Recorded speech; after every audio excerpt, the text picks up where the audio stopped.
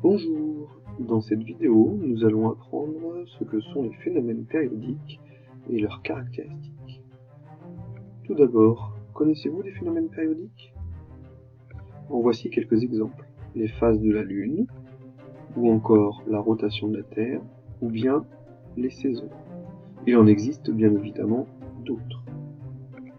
Mais alors, un phénomène périodique, qu'est-ce que c'est? En voici une définition que vous devez connaître par cœur. Un phénomène périodique est un phénomène qui se reproduit à l'identique à intervalles de temps réguliers. Un phénomène périodique est caractérisé par différentes grandeurs que vous devez connaître également. Tout d'abord, il y a la période. C'est la plus petite durée au bout de laquelle le phénomène se répète de manière identique. Elle s'exprime en secondes. Il y a également la fréquence. La fréquence d'un phénomène périodique correspond au nombre de fois où ce phénomène se répète en une seconde. Elle s'exprime en Hertz. Et il existe donc une relation mathématique entre la période et la fréquence, qui est F égale 1 sur T, avec F, la fréquence toujours en Hertz, et T, la période toujours en secondes. En médecine, on parle de fréquence cardiaque ou encore de rythme cardiaque, qui correspond au nombre de battements par minute. Pour l'obtenir, il suffit de multiplier la fréquence en Hertz par 60. La fréquence cardiaque est donc égale à la fréquence fois 60. On parle également de signal périodique. On dit qu'un signal est périodique si son enregistrement présente la répétition d'un même motif.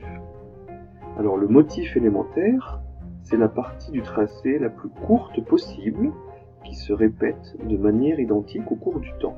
Sur l'exemple ci-contre, le motif élémentaire apparaît en rouge, ici. La durée du motif élémentaire correspond donc à la période T du signal.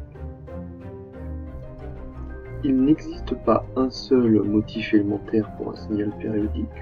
On peut en définir plusieurs, comme par exemple, si nous partons d'un maximum ici, nous revenons à un autre maximum.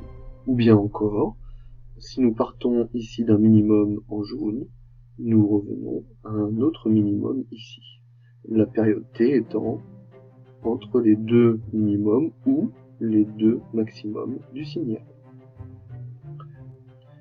Un signal périodique est également caractérisé par son maximum ou son minimum.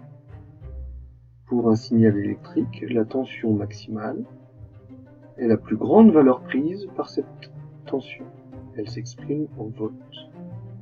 La tension minimale d'un signal électrique est la plus petite valeur prise par cette tension et elle est également exprimée en volts. On peut également caractériser un signal par son amplitude. Elle correspond à la différence de la tension entre la tension maximale, max, et la tension minimale, min. Au final, voici les caractéristiques d'un signal périodique que vous devez connaître donc et savoir déterminer lors des différents exercices. Il y a donc sa période, la fréquence, la tension maximale et la tension minimale. À bientôt.